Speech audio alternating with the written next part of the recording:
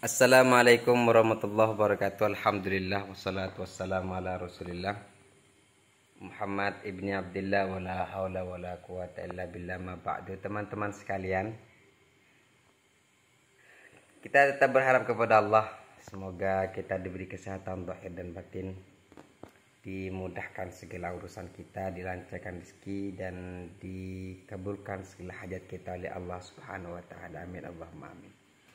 Kalau teman-teman ikut menyimak kemarin ketika saya live bareng dengan Tubagus Imam Ibrahim, ketua panitia penyelenggara acara diskusi ilmiah di Banten itu ya, kan saya tanyakan, jadi bagaimana hasil keputusan atau hasil dari diskusi itu, apa aja ya, kendala-kendala apa, terus yang dihasilkan seperti apa, dan evaluasinya bagaimana, kan saya kan begitu saya tanya ke beliau. Jadi ya beliau mengatakan bahwasannya ya tujuan utama adalah silaturahmi dengan sanak famili keluarga Wali Songo, keluarga besar Wali Songo ya, baik ya ada di Indonesia dan ada di luar negeri, karena beliau juga ngundang dari Thailand ke apa mana gitu, di apa Malaysia saya lupa beliau ya. Dan di situ juga menjelaskan tentang tujuannya kan cari bukti-bukti, mengumpulkan bukti-bukti. Jadi kata beliau sebatas mengumpulkan bukti-bukti karena ini skala besar, dan kesimpulan yang didapatkan bahwasanya masih ada dua mengenai silsilahnya Syahjumadil Kubra itu. Jadi beliau mengatakan, ada yang mengatakan Asmat Han, ada yang mengatakan dari jalur Musa Al-Kadzim.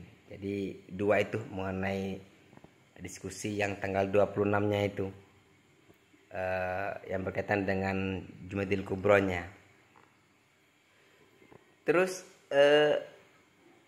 tanggal 26 itu ada kendala.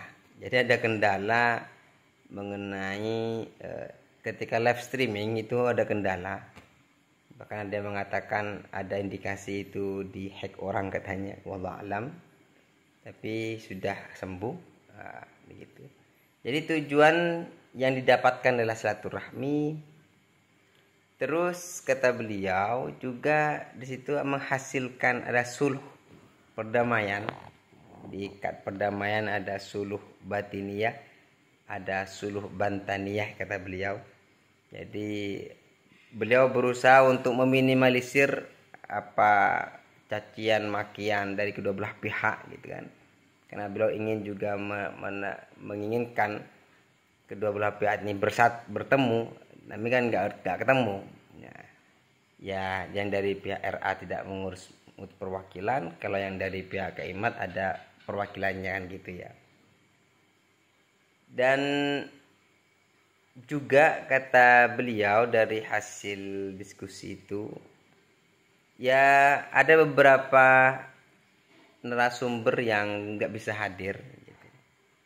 Dan juga ada kan saya sempat singgung tuh tentang, saya tanyakan, kata waktu saya podcast pertama kali dengan beliau sebelum acara itu kan mengatakan ngundang ahli genetika dari BRIN ya, Dr. Sugeng siapa itu, untuk mempresentasikan di malam Ahadnya tentang DNA. Namun beliau dapat nomor dari Tubagus Nur Fadil itu telat. Di samping itu juga karena memang faktor dana yang tidak memadai, artinya sudah dana kurang katanya gitu. Jadi target yang sampai 500 miliar itu 500 juta itu ternyata tidak gitu, nggak penuh segitu. Ada beberapa orang yang memang di list dari keluarga besar, di list mau nyumbang berapa begitu, tapi kenyataannya nggak nyumbang. Jadi ya kemarin tuh pas-pasan, bahkan kata beliau narasumber masih dijanjiin untuk diganti transportnya, kata beliau begitu. Nah, yang menarik itu juga, jadi ketika acara di tanggal 27-nya itu ya, kata beliau itu memang beliau berusaha untuk meredam, jadi dia biar tidak terlalu panas ya gitu kan ya, diskusi itu ya, setidaknya beliau menginginkan yang terbaik lah, berusaha untuk mendamaikan. Karena kan sempat saya singgung, katanya ada perdamaian, tidak ada caci maki lagi dan segala. Kok ternyata malah lebih parah. Sampai sekarang ada dari keluarga dari Kesultanan Banten sendiri yang justru justru timbul tidak ada pengakuan kepada si A ini, dikatakan begini dan sebagainya, justru ya beliau mengatakan kami hanya berusaha gitu, semua itu Allah yang menentukan ya benar juga ya. Ketika kita sudah kembalikan kepada kepojoknya ya harus seperti itu juga. Justru itu yang menarik saya itu terakhir dari beliau di akhir podcast itu, kata beliau begini, tidak mempercayai Habib sebagai zuriat Nabi itu tidak menyebabkan kafir. Sama juga tidak meyakini Wali Songo sebagai zuriat Nabi itu yang enggak menyebabkan kafir. Kenapa? Karena itu bukan wilayah usul syariah gitu, usul akidah. Jadi bukan pokok dasar akidah, tapi bila fi maqam syariah la usulil akidah begitu. Jadi ya nasab itu bagian dari agama, syariat agama gitu. Karena kan berkaitan dan waris dan sebagainya.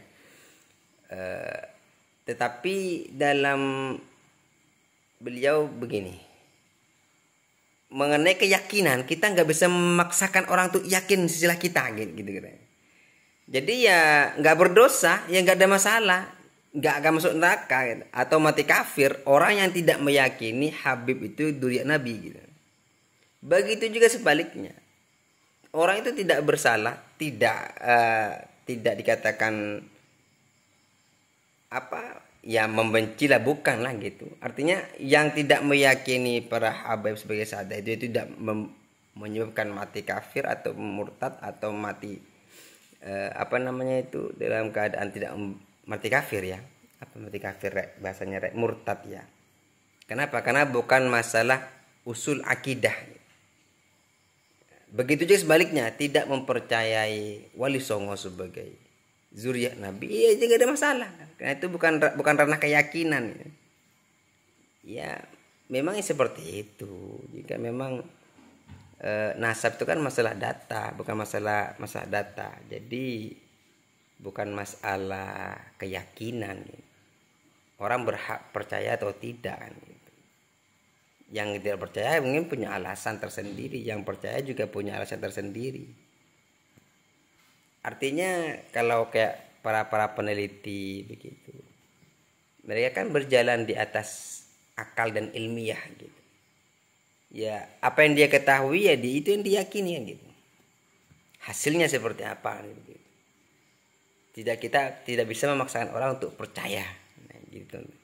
Ya itu teman-teman ya, yang saya sangat menarik itu ucapan beliau yang terakhir itu.